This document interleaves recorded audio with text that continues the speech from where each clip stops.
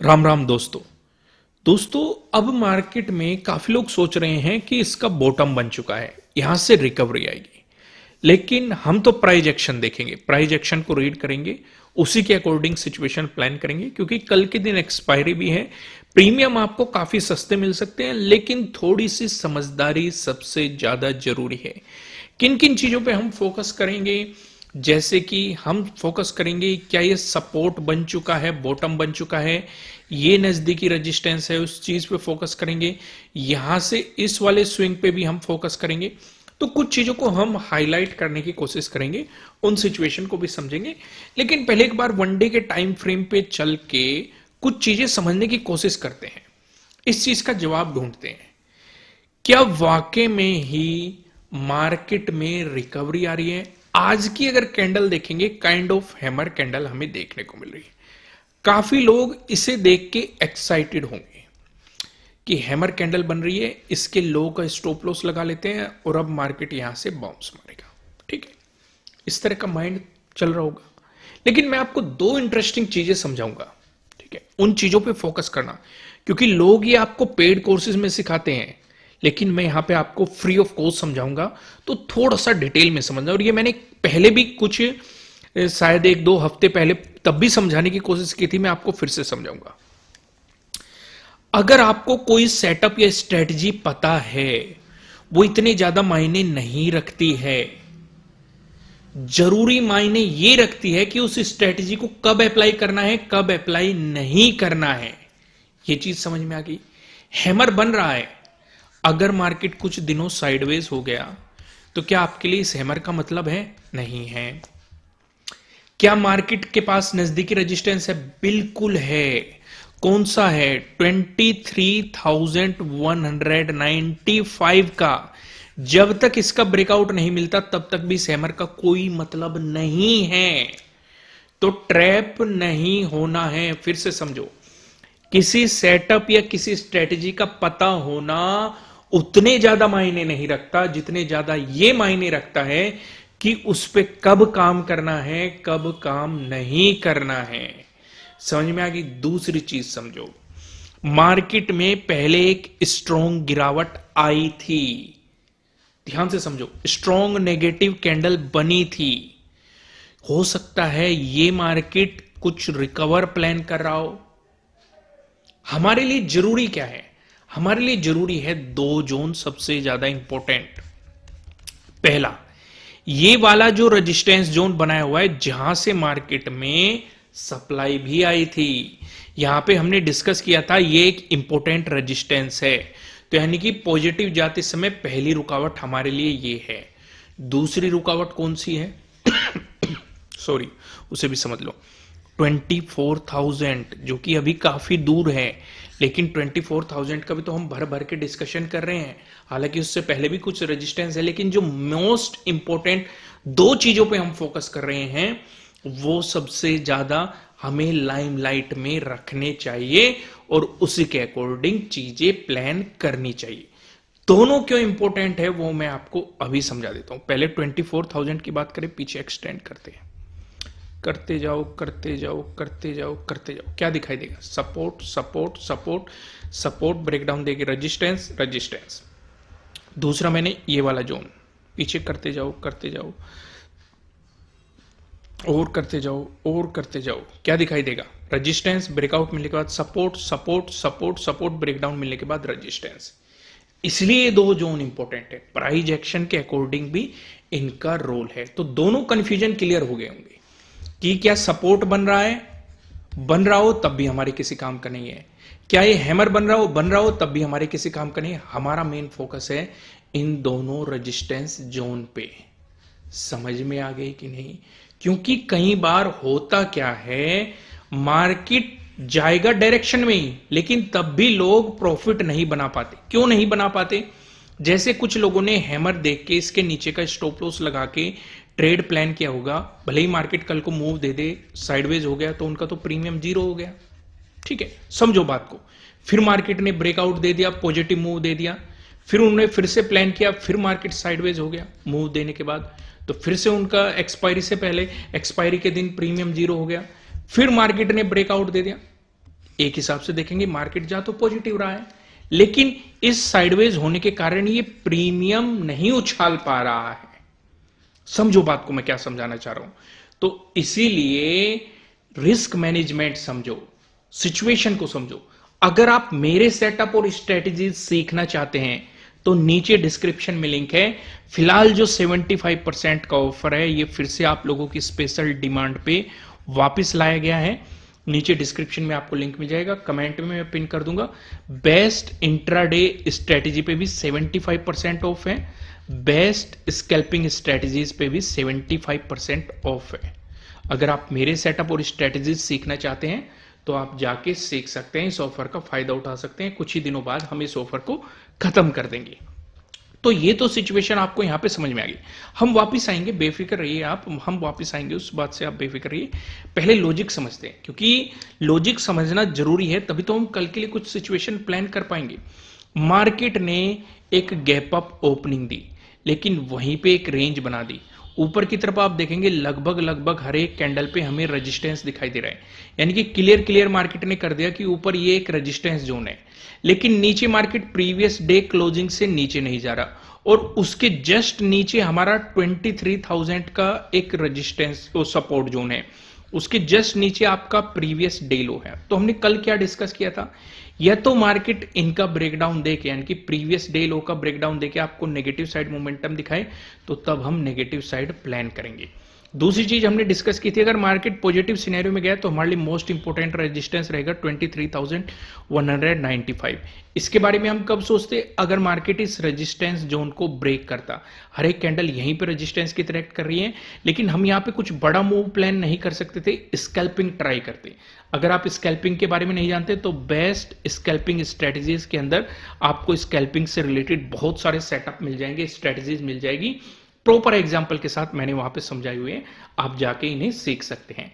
तो यहां तक आपको सिचुएशन समझ में आ गई अच्छे तरीके से। या फिर हम सोचते 23,195 के, क्योंकि हमारे लिए मोस्ट इंपोर्टेंट है। अब ये चीज मैंने क्यों समझाई, क्योंकि इसका रोल हमारे लिए कल होने वाला है। कल कैसे होने वाला है, आइए अब इसे थोड़ा सा डिटेल में समझ लेते हैं। मैं टाइम फ्रेम चेंज करता हूं और यहां पे मैं ले आता हूं 15 मिनट का टाइम फ्रेम। अब सिचुएशन को थोड़ा सा समझने की कोशिश कीजिएगा।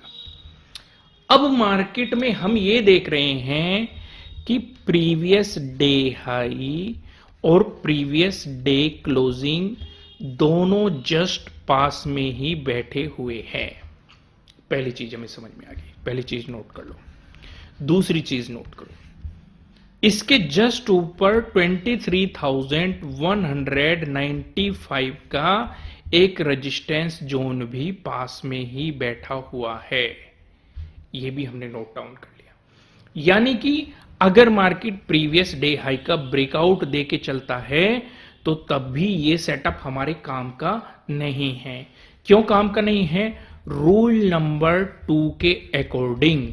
रूल नंबर 2 क्या कहता है कि आपके लिए कोई भी बेहतरीन सेटअप क्यों न बन रहा हो, अगर नजदीकी रेजिस्टेंस है तो ये सेटअप किसी भी काम का नहीं है, क्योंकि फिर पूरा खेल इसी रेजिस्टेंस के अराउंड होने वाला है। यहां से रिजेक्शन मिलेगा तो नेगेटिव साइड का कुछ सोचेंगे इस रेजिस्टेंस जोन से, अगर ब्रेकआउट मिलेगा तो पॉजिटिव साइड का कुछ सोचेंगे। उसमें भी कुछ कंडीशन है।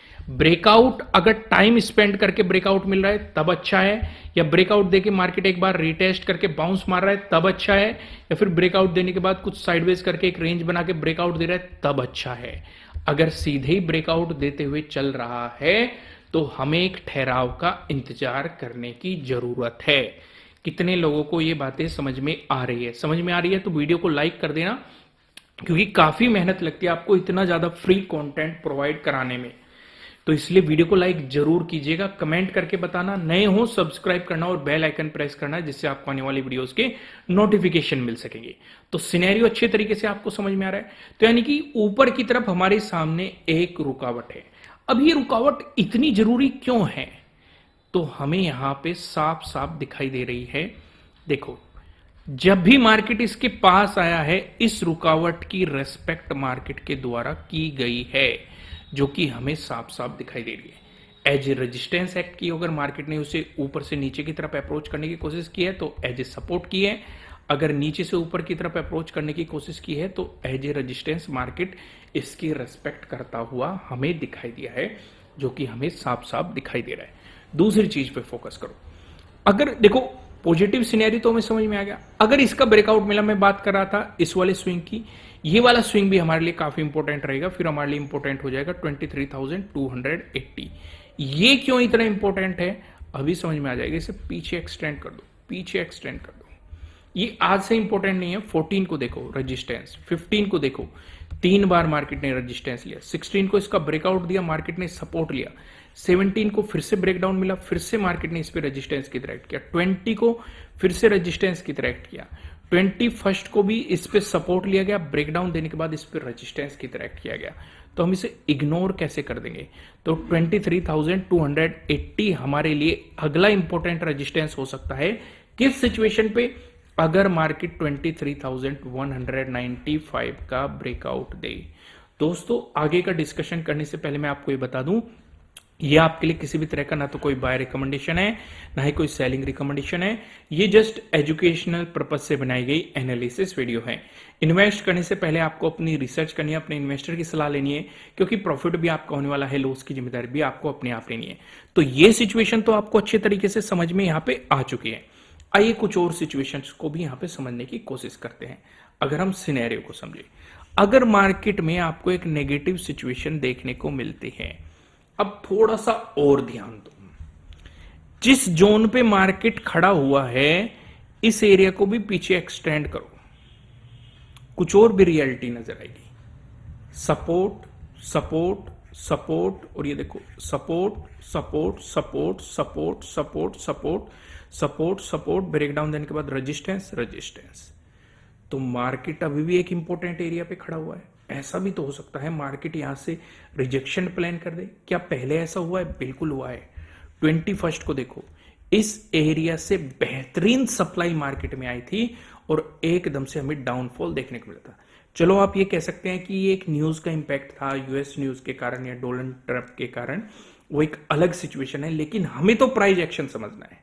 तो अगर ये सिनेरियो बना नेगेटिव साइड का, मार्केट ने यहां से रिजेक्शन दिखाया और प्रीवियस डे क्लोजिंग से नीचे चलने लगा, मोमेंटम मिला, फॉलोअर कैंडल मिली, फिर इंपॉर्टेंट सपोर्ट एरिया हो जाएगा ये 23,000।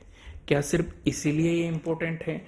नहीं, ये प्राइस एक्शन के अकॉर्डिंग भी इंपॉर्टेंट है, क्योंकि जब 21 को गिरावट आई थी तब भी इसी एरिया में सपोर्ट लिया गया था, आज भी इसी एरिया में सपोर्ट लिया गया है। यानी कि यहां पे 22 का डे लो, 21 का डे लो, और जो 22 का डे लो है यही आपके लिए प्रीवियस डे लो भी है। ये यहां पे हमें साफ साफ दिखाई दे रहा है। तो हम इसे इग्नोर कैसे कर सकते हैं? चलो पॉजिटिव सिनेरियो भी हमें समझ में आ गया, नेगेटिव सिनेरियो भी हमें समझ में आ गया। अगर गैप अप ओपनिंग दे दी, अगर गैप अप ओपनिंग दे दी मार्केट ने, तो हम फोकस करेंगे सिर्फ इस पे 23,195 पे। अगर मार्केट इससे ऊपर गैप अप ओपनिंग देके बाउंस मार देता है, प्राइस ऊपर सरवाइव कर देता है, तो पॉजिटिव साइड आपके लिए बेहतर अपॉर्चुनिटी बन सकती है मार्केट के बाउंस होने की। समझ में आ गया?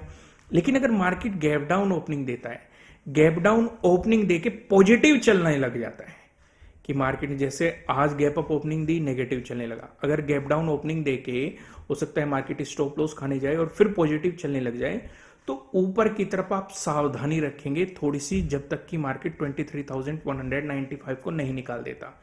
क्यों?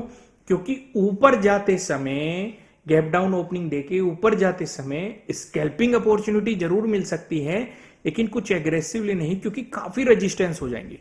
ऊपर चलने लगा तो प्रीवियस डे क्लोजिंग पहला रेजिस्टेंस, उसके जस्ट ऊपर आपका प्रीवियस डे हाई बैठा हुआ है अगला रेजिस्टेंस, तीसरा 23,195 ये फिबोनाची के अकॉर्डिंग है 0.618 का जोन। तो हमारे लिए मल्टीपल रेजिस्टेंस हो जाएंगे, तो इसलिए स्कैल्पिंग पे ज्यादा फोकस करेंगे। लेकिन 23,195 के ऊपर अगर सर्वाइव होता है तो हम पॉजिटिव सिनेरियो में फोकस कर सकते हैं। समझ में आ गई? यहां तक सारी चीजें क्लियर हो गई। आगे डिस्कशन करते हैं। मैं आपको फिर से बता देना चाहता हूं, अगर आप मेरे सेटअप और स्ट्रेटजीज प्रॉपर एग्जांपल के साथ सीखना चाहते हैं तो नीचे डिस्क्रिप्शन में एप्लीकेशन का लिंक है, एप्लीकेशन को डाउनलोड कीजिए। फिलहाल बेहतरीन ऑफर चल रहा है 75% का, और कमेंट में पिन कर दूंगा, वहां से आप एप्लीकेशन डाउनलोड करके इन सब चीजों को सीख सकते हैं। आइए डिस्कशन को थोड़ा और आगे बढ़ाते हैं। हम चलते हैं बैंक निफ्टी की तरफ। बैंक निफ्टी में क्लियर मार्केट ने शुरू में आपको एक नेगेटिव मोमेंटम दिखाया, ट्रेडिंग डे लो का भी ब्रेकडाउन दिया और प्रीवियस डे लो का भी ब्रेकडाउन दिया और मोमेंटम दिखाया। अब एक बात और मैं आपको एक्सप्लेन करता हूं। हालांकि यहां पे मोमेंटम नेगेटिव आया, लेकिन इस तरह के मोमेंटम में प्रीमियम में आपको वो तेजी के साथ उछाल नहीं देखने को मिलता जो कि इस तेजी के साथ आपको, या ऐसी गिरावट के साथ आपको प्रीमियम में उछाल देखने को मिलते हैं। हाँ, इसमें प्रीमियम इंक्रीज हुए, लेकिन उस हिसाब से इंक्रीज नहीं हुए जिस मोमेंटम से इंक्रीज होने चाहिए थे। समझ में आए क्यों मैं ऐसे कह रहा हूं? आइए अभी थोड़ा सा इसे डिटेल में समझ लेते हैं। पहले मैं आपको एक बार 15 मिनट के टाइम फ्रेम पे लेके चलता हूं, या वन डे के टाइम फ्रेम पे भी देख लेते हैं, एक बार हल्का सा डिस्कशन कर लेते हैं। वन डे के टाइम फ्रेम पे आपको रिकवरी आती हुई दिखाई दे रही है, काइंड ऑफ इस तरह की आपको कैंडल देखने को मिले जो कि साफ साफ बता रही है बाइंग की गई है। इसका मतलब ये बिल्कुल भी नहीं है कि पॉजिटिव सिनेरियो मार्केट क्रिएट कर सकता है, क्योंकि ना तो अभी पिछले स्विंग का ब्रेकआउट मिला है, नहीं आपको 49,251 जो कि एक 0.618 का जोन है, नहीं आपको इसका ब्रेकआउट मिला है, नहीं प्रीवियस लोअर हाई का ब्रेकआउट मिला है। यानी कि पॉजिटिव साइड हम थोड़े से एग्रेसिव तब होंगे जब मार्केट प्राइस एक्शन चेंज करेगा, और प्राइस एक्शन इसके ब्रेकआउट के बाद चेंज होगा, क्योंकि इसके ब्रेकआउट के बाद आपको स्विंग का भी ब्रेकआउट मिल जाएगा, पिछले लोअर हाई का भी ब्रेकआउट मिल जाएगा, और 49,251 का भी ब्रेकआउट मिल जाएगा। तो उस सिचुएशन में एक पॉजिटिव सिचुएशन आपको यहाँ पे क्रिएट होती हुई दिखाई दे सकती है। यानी कि कुल मिला के हमें एक बात समझ में आ गई कि अगर यहाँ से पॉजिटिव मोमेंटम देखने को मिला तो पहला रेजिस्टेंस क्या हो सकता है, 49,000 का हो सकता है। इसका ब्रेकआउट मिला तो 49,251 हो सकता है। इसका ब्रेकआउट मिला तो ये लोअर हाई हो सकता है आपके लिए अगला इंपॉर्टेंट रेजिस्टेंस जोन। तो पॉजिटिव साइड की तो सिचुएशन समझ में आ गई, लेकिन अगर मार्केट नेगेटिव साइड चलने लगा तो सबसे ज्यादा जो इंपॉर्टेंट जोन रहेगा ये 48,000 ही आपके लिए रहने वाला है। रीजन क्या है, यहां पे मार्केट पहले भी आया था, सपोर्ट लेके बाउंस कर गया और फिर से आया, फिर से बाइंग कर दी, लेकिन नया लो नहीं बनाया है। फिर से ध्यान से समझो, मार्केट ने नया लो नहीं बनाया है। प्रीवियस जो लो मार्केट ने लगाया हुआ था उससे नया लो नहीं लगाया, उससे पहले बाइंग आ गई है।